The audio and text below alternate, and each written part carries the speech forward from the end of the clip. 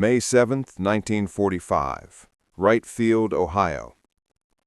The Messerschmitt Me 262 sat in Hangar 4 like a creature from another world. I had seen photographs, grainy intelligence reports that never quite captured the truth. But standing there, 10 feet from its swept wings and predatory nose, I understood why our boys had been dying in the sky. This wasn't an airplane. This was the future, and we had almost lost the war to it. My name is Captain Robert J. Strobell, 54th Air Disarmament Squadron. 3 weeks earlier, I had been dodging flak over Bremen. Now I was part of something called Operation LUSTY, Luftwaffe Secret Technology. The name was almost funny if you ignored what it really meant.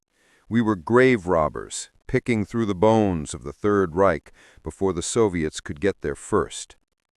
The jet's twin Jumo 004B turbojets gleamed under the hangar lights, still stained with German oil. Someone had removed the swastikas, but you could see the outline where they'd been painted. The smell hit me as I moved closer. Burnt kerosene, hot metal, something chemical I couldn't name. My hands were shaking. I pressed them against my flight suit, willing them steady. Colonel Harold Watson walked the perimeter of the aircraft, his boots echoing in the cavernous space. He had flown this exact plane out of Lechfeld Airfield in Bavaria 4 days ago, one of the first Americans to pilot a German jet on Reich soil. His face carried something I'd seen in men who looked into things they couldn't forget. Not fear exactly, something deeper. "The engine spools up different than anything you've flown," he said, not looking at me. His voice was flat, reciting facts to avoid feeling them.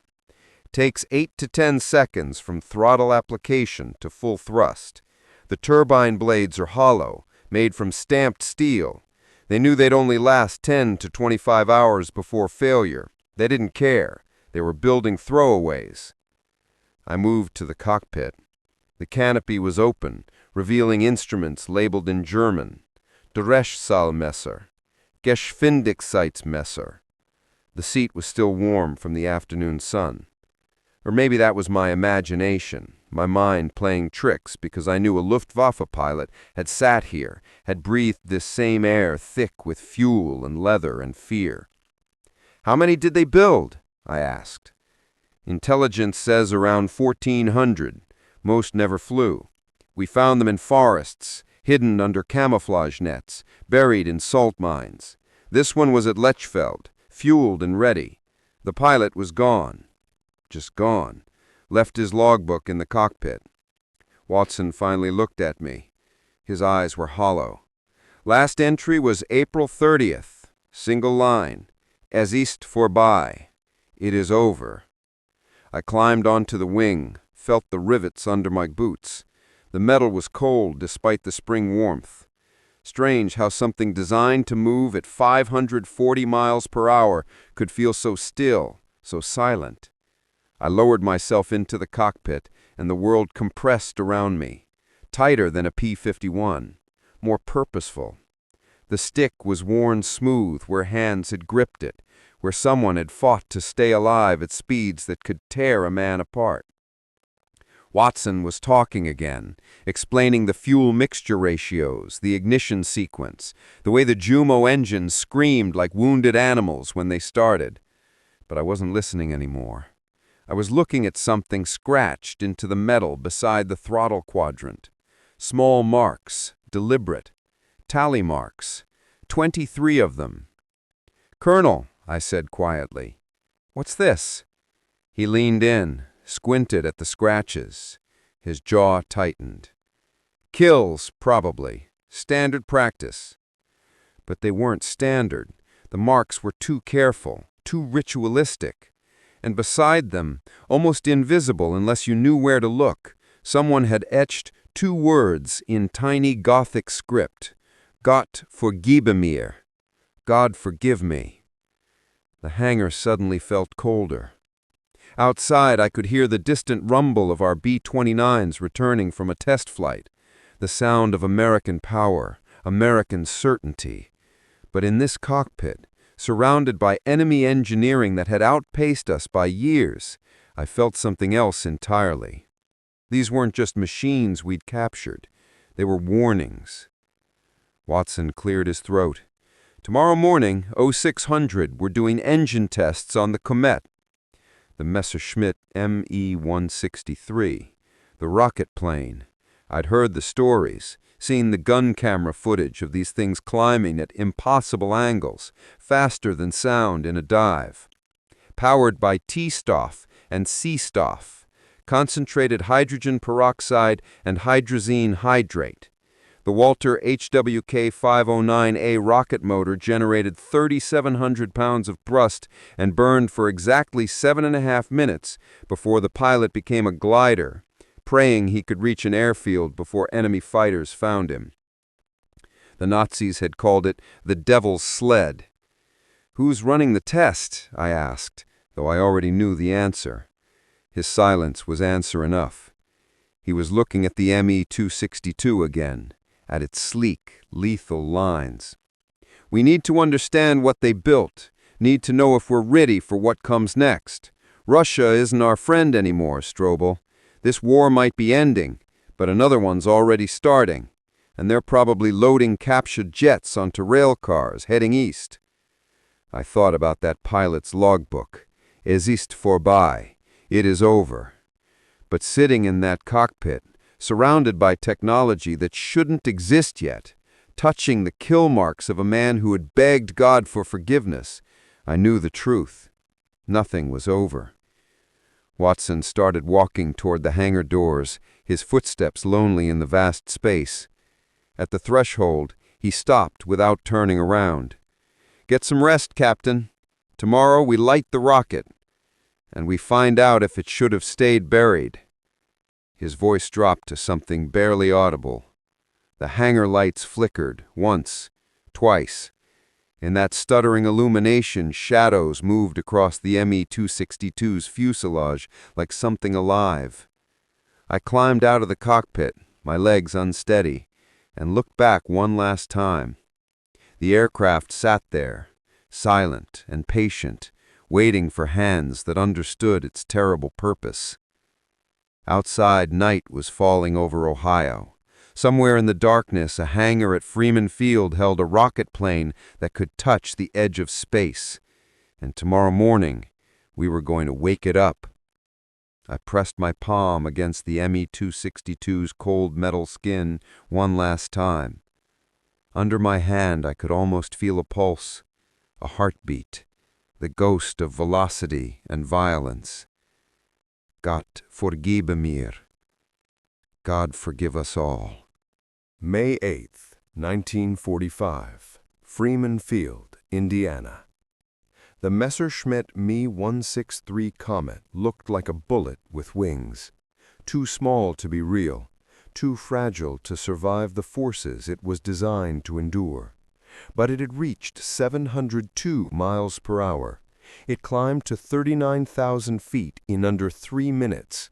It existed at the edge of what physics allowed. Watson's words kept circling through my mind. Tomorrow we light the rocket. Now tomorrow was today, and the sky was the color of bruised steel. Major Eric Brown stood beside the Komet. He had flown more captured German aircraft than anyone alive, 73 different types. His hands were steady as he traced the outline of the Walter HWK-509A rocket motor. "T-Stoff Kink here," he said, tapping the fuselage. 80% hydrogen peroxide. C-Stoff below. Hydrazine hydrate and methanol. When they mix, you get 2,000 degrees and enough thrust to break the sound barrier. He didn't smile. The Germans lost more pilots to fuel explosions than enemy fire. The landing skid would compress the fuselage, rupture the tanks. Hypergolic ignition. The pilot would be conscious for 4 to 6 seconds while the chemicals dissolved him from the inside out. Nobody laughed. Watson appeared with a folder of documents. "The leak?" Brown asked. "Still there," Watson said quietly.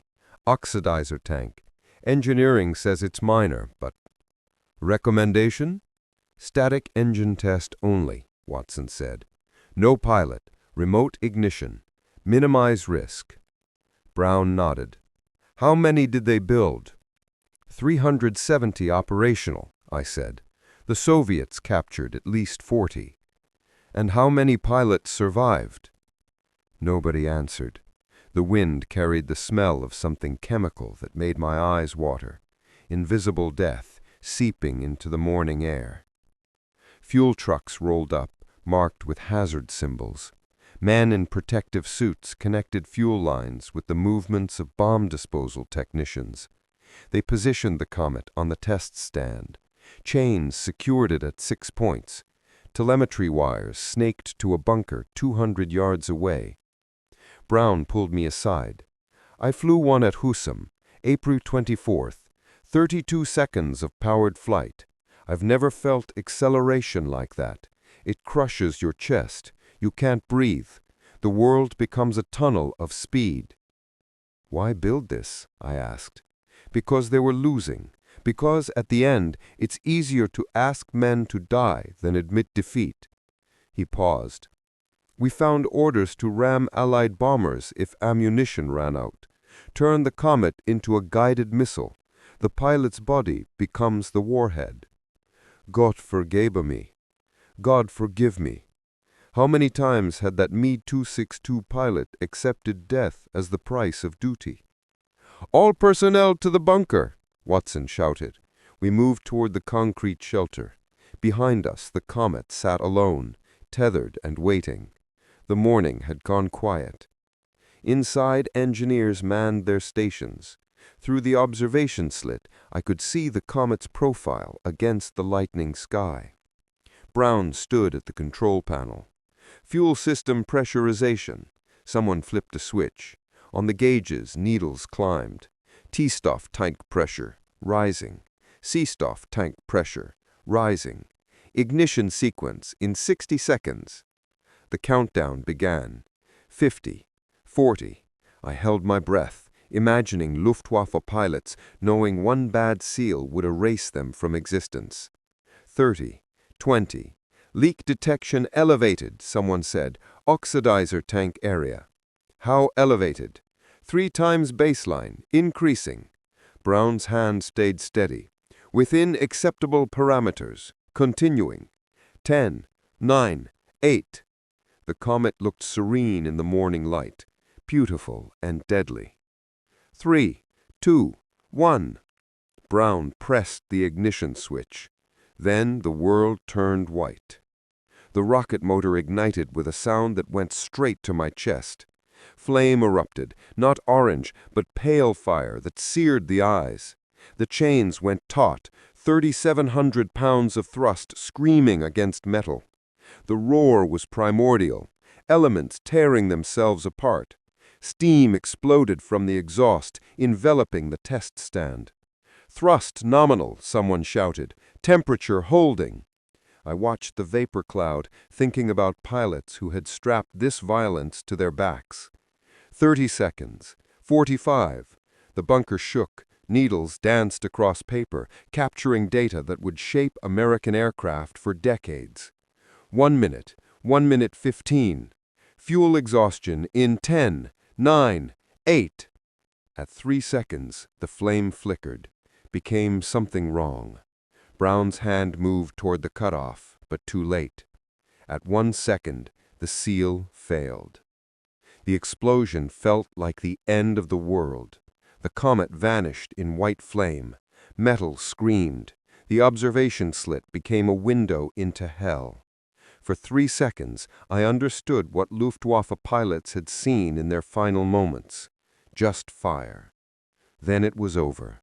Steam billowed across the airfield. Through the haze, I saw the test stand, twisted but intact, and the Komet, still there, scorched, blackened, but whole. German engineering had survived its own fury. We filed out in silence. The smell was overwhelming. Burnt metal, ozone, chemicals. Brown reached the aircraft first. He placed his hand on metal still hot enough to burn. "They knew," he said quietly. "They knew this was impossible. They built it anyway." Watson stood beside me. We pulled 12 more jets out of Germany, 5 Arado 235s, 3 Komets, 4 Henkel 162s, all ready to test. The Soviets were doing the same thing 300 miles east, learning the same lessons. "When you write your report, what are you going to say?" Watson asked. I looked at the Komet, at char marks where fire had tried to erase it, kill marks in the Me 262, men who rode rockets knowing each flight might be their last. "The truth," I said. "We found weapons that shouldn't exist, built by dying men, powered by chemicals that dissolve flesh, and they worked." The sun had risen. Across the airfield, other hangars held other captured aircraft. The future of aviation, stolen piece by piece. "Operation LUSTY ends next month," Watson said. "Most of this gets classified, 50 years before anyone knows the full story." But I would know. We had witnessed what fear and genius create when survival demands it. We had lit the devil's fire. Brown still touched the Komet. "They called it the future," he said. "But maybe it was a warning. Every new sky we conquer makes the next war more terrible." We stood in the Indiana morning, surrounded by German engineering, breathing air that tasted of burnt chemicals and uncertain peace. The Komet sat silent on its broken stand. In Russia, Soviet engineers were lighting their own captured rockets, racing toward the same future. Standing before the devil's sled, I understood the real secret of Operation LUSTY. We hadn't just stolen Nazi aircraft technology. We had inherited their fear. Gott vergebe uns alle. God forgive us all.